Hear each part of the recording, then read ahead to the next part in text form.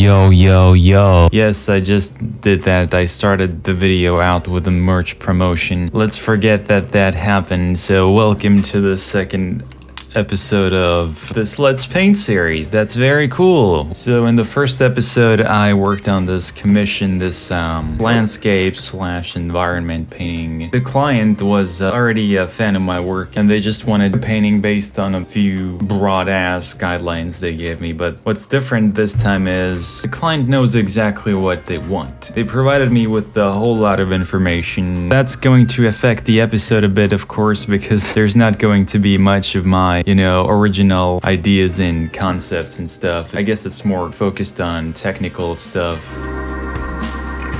It's going to be a Dungeons and Dragons commission. I have prepared this pure ref project with all of the information that the client gave me, Alan. So the scene is going to include two characters. There's going to be this dwarf barbarian named Small Majarkle. I have no clue how to pronounce these names. And the other character, a Loonwee Telenor. So the first character is going to be smashing a table with a warhammer, sending dishes, wine bottles, wine glasses, and splinters flying. He's trying to intimidate a character who's seated off screen, and he has had a lot to drink, so that's what's going on there. And the other character is going to be seated on a sofa, scowling hard at this turn of events. Basically, it's going to be a very nice little scene with action, which is cool because usually my paintings have been quite still, if you know what I mean. There's not been that much movement and stuff.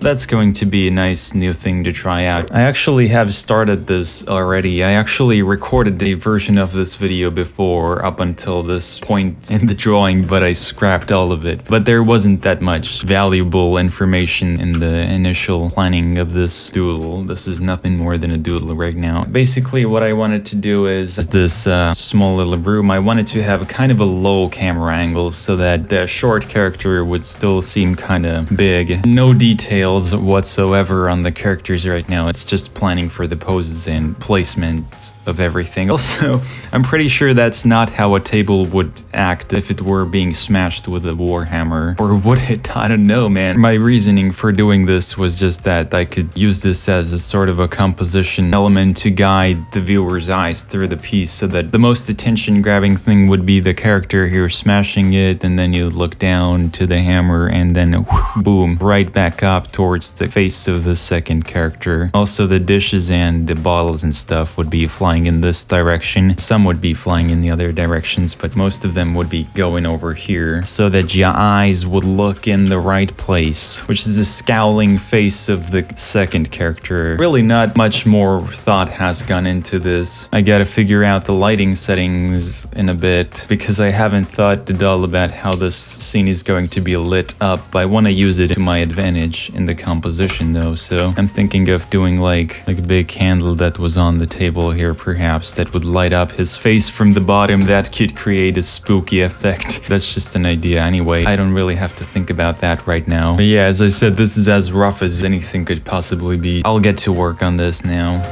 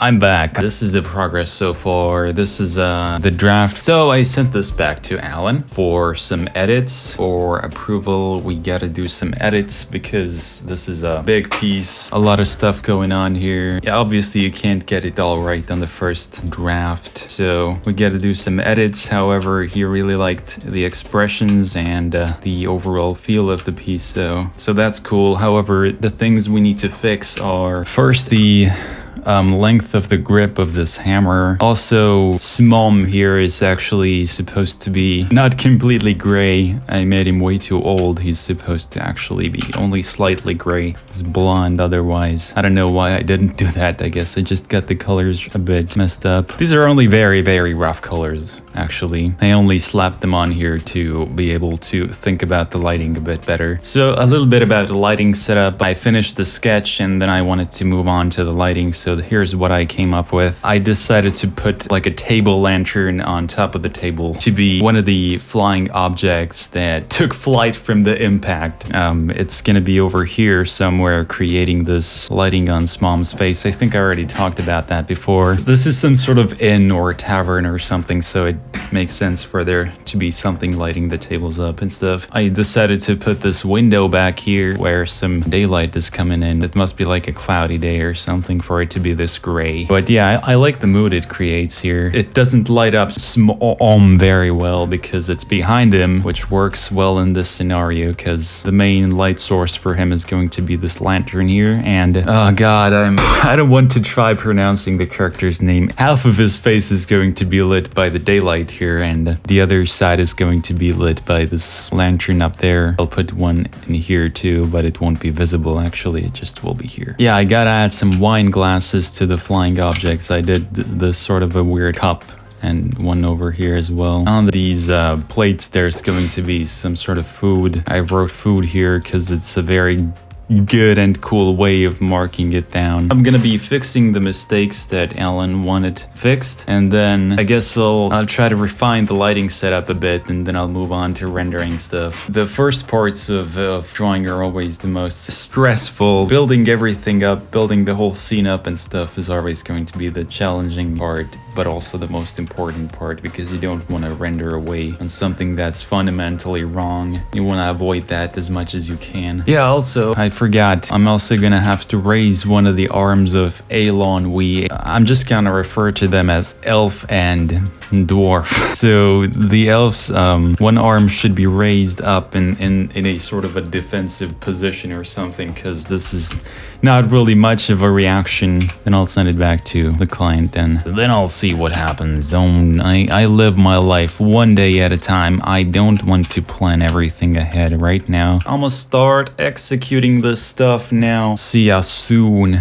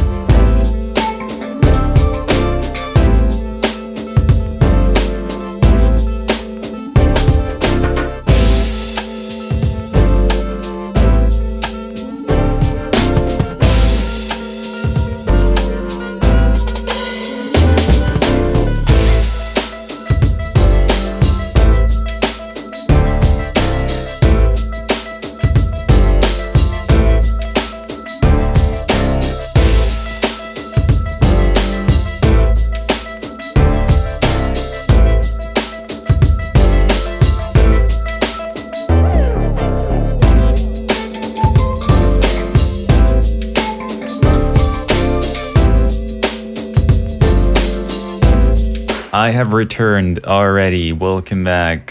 We just worked out these changes with Alan here. Now it's all approved. Basically, the ideas are all fleshed out now. Now it is time to actually start rendering away on the piece and move on from the sketching stage. We changed the position of the elf here to match a bit more with the situation. I think it's a lot better now. This works a lot better for the composition now too, because this creates this sort of a line here that leads from the hammer right to his face. Since there's a light source back here, I made it a bit more intense over here where it's hitting the side of the couch, so it reinforces this path a bit here. But one thing that's kind of bothering me though is how there is way more color contrast in here than in here. It's all warm tones and stuff. It's all browns and oranges and reds over here on this side, but here there's a nice big contrast between the blue couch and the warm tones of the robe and the skin and the hair and stuff of the elf. I don't know how I could fix that over here.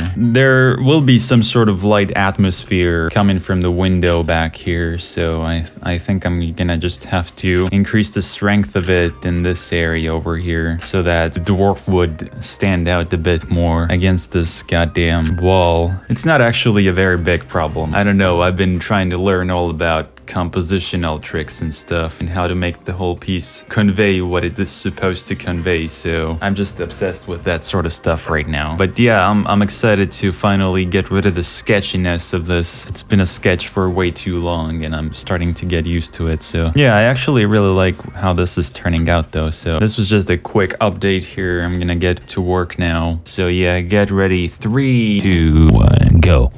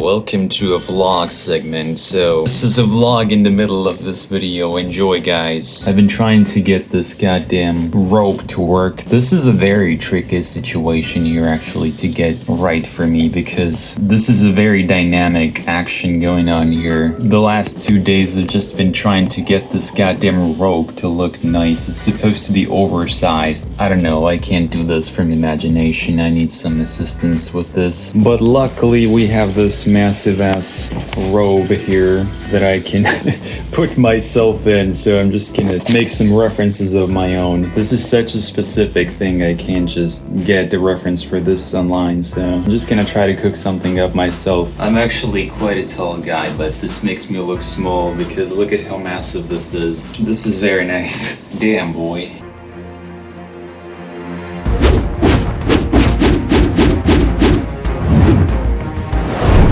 Alright, so this is what I got.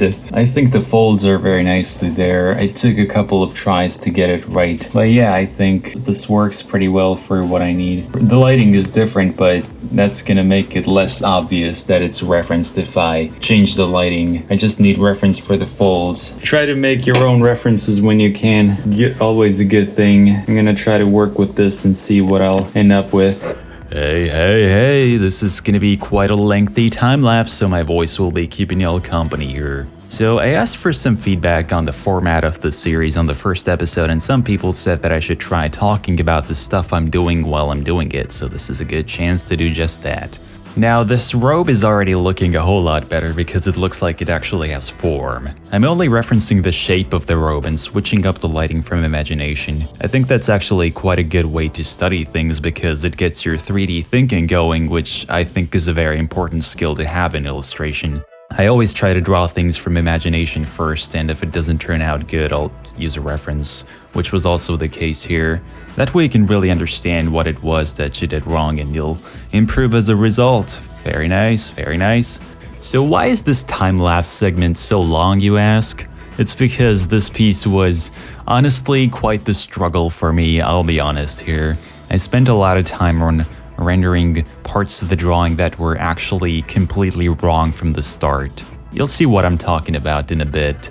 I also really struggled with the color scheme of the whole piece in this first half of the process. You see, everything just starts turning into a brown, orange monochrome mess here on the dwarf's side of the drawing, and I didn't know how to deal with it, but I'll get to that in a bit. So just a bit of overall rendering going on here right now. Just trying to figure things out. Tried adding this pattern on the couch, but it looked like ass, so I got rid of it immediately. Sorry if the time lapse is a bit too fast right now. I really couldn't avoid it because there is simply so much footage. I had to fit over 20 hours of drawing footage into a short video, so it has to be played at a very high speed. There's not really much I can do about it. So in this stage of the drawing, as I kept getting rid of the sketchiness of things, things were really starting to look overly monochrome, as I said before. The elf's face looks like a damn zombie face because of the weird color choices. I guess I was overthinking the lighting I went with. I was just trying to make the lighting look realistic and sense-making. I think that's not a word, but well, it is now. Anyway, and that caused me to, I guess, I wasn't really avoiding it, I just didn't know. I didn't use any bright values anywhere because I was overthinking the lighting so much, and some parts of the drawing were really calling for bright values, the characters, because they're looking really dark and washed out. So here I added a brightness filter over the whole thing because I thought it was too bright considering it's all being lit by just one window and a couple of lanterns, even though there should be more windows off screen, but I didn't really think about that at the time. So here I tried to decrease the strength of the bottom light on the dwarf's face because his face is further away from the lantern than his hands. Just me overthinking the lighting again, trying to make it look realistic and shit. This really wasn't a good idea because you see, the orange light from the lantern was now weaker, only a tad bit brighter than the face itself, and as a result it looks really goddamn awkward. Now I gotta tell ya, this change really did make the whole thing a lot more realistic, but not in a good way. It really falls right into the uncanny valley. I didn't understand why it was so weird at that moment and thought it had something to do with how I had drawn the face, so I tried redoing a part of it, his eye, a moment ago here. Obviously that didn't fix anything. I tried addressing the monochrominess by strengthening the aerial perspective a bit, in other words, the fog or the atmosphere in the back. I added in a tiny bit of it between the torso and the sleeves of the dwarf, and also between his legs and the table. It just helped me separate the objects from each other that were all of a similar brown tone. I just did it with the default soft brush. So this is where things get interesting. I added in a wallpaper pattern that the client wanted, just duplicated this one shape into a pattern and warped it onto the walls by following my 2-point perspective guide. After this, I decided to leave the drawing for a whole day to come back to it with a fresh eye, and that's where the breakthrough started. I saw everything I had been doing wrong. Firstly, the cropping was way off. There was way too much empty space above the characters. The ceiling is not important at all here, and not enough below the characters for showcasing the table, which was supposed to be a main component of the piece. And also not enough room on the elf side. His arm was just halfway cut off the shot before. Second big thing, the angle of the dwarf's face had been way off this whole time. My reasoning for the previous angle was that he would, I guess, still look big and intimidating if we saw his face slightly from below, but it just didn't pair at all with the rest of his body. It just looked off and it took all the power away from the impact. This new lower angle really got my hopes back up for this piece. I had been struggling really hard up until this point just because I didn't understand what was wrong, and I was starting to get a lot of negative thoughts about it. So this is the importance of breaks, guys. I take breaks from drawing all the time. I very rarely work more than 1.5 hours in one sitting. I just try to do something else to get my mind off the drawing for around 20 minutes or so and then continue. Sometimes when you work on bigger projects like these, it can really help to just completely leave it for a day or two, if you can afford it, if you don't have a tight deadline. But anyway, the third thing I realized after this break was that I can break the monochrominess by just making the fog of a bluish cold tone as it contrasts nicely with all the warm tones in the foreground. It creates a nice separation between the two. I also made the fog go all the way to the other side of the scene as this light ray looking thing between the two characters. But yeah, from this point on, I had it mostly figured out, and my working speed also increased greatly because of that. One last important thing was the positioning of the flying stuff. I tried to use that stuff to bring more focus on the characters by positioning them in a smart way. I didn't want to have any of that stuff to be in front of the characters because it would just cover up my hard work, but it would also have looked too unnatural if nothing was in front of them, so I just put the single wine glass in front of the dwarf and a couple of these apples on the side, right on that path from the hammer to the face of the elf that I mentioned earlier in the video. I placed the rest of the stuff on this sort of a circular path around the characters, which expanded the foreground area and really made the whole composition feel complete because of this path around the characters now. And I don't know, the rest of this process is just going to be rendering away and stuff. As I said, I had it all figured out now and could just focus on rendering stuff. So yeah. Anyway, after I had redrawn the dwarf's head, I just stopped caring about making things look realistic, I guess. This is a sort of a fantasy-themed painting anyway, so I decided to go for something more stylized looking. And also, instead of focusing on the light from below his face, I decided to strengthen the light on the side of his face, the light from the wall lanterns, which actually brought out the face expression a lot better, I think. But anyway, that's basically all for this. It's just rendering now, as I said, just rendering all of that shiz to a finished enough looking level. Alright, well that's it for this time lapse. Hey, Vsauce. Hey, Vsauce, PewDiePie here. Challa here. So hey, that was a top-notch painting session. Hope y'all enjoyed. Here are some epic shots, close-up shots for y'all to enjoy on the side here. You can see a tiny bit of the background, a white spot here, but I'll just pointed it out so that y'all couldn't unsee it. So yeah, commissions. I'm gonna be reopening commissions very soon, so look out for that. I guess I'll announce it on Instagram or somewhere where I have a following, so just keep an eye out in that if you're interested. But yeah, I'm gonna be opening a couple of slots, maybe like 5 or 4, so there is also a chance that your commission will be turned into one of these Let's Paint videos, so that's a nice little bonus, if you will. I'm gonna ask you first though, so if you don't want to be turned into a video, then that's fine too. I started the video with a merch promotion and I'm gonna end it with a merch promotion. Treat your ass to the sick design today by going to the link in description. Here's another sick ass design. You can cop this today. This could be yours. This could be yours. I'm wearing my own face on my own body. That'll sure attract a lot of people when I go outside. But yeah, this was a nice learning experience for me. It always is. Keep learning and take breaks, guys. Learn from my mistakes. Anyway, Challa out. Buy the merch. Aye, aye.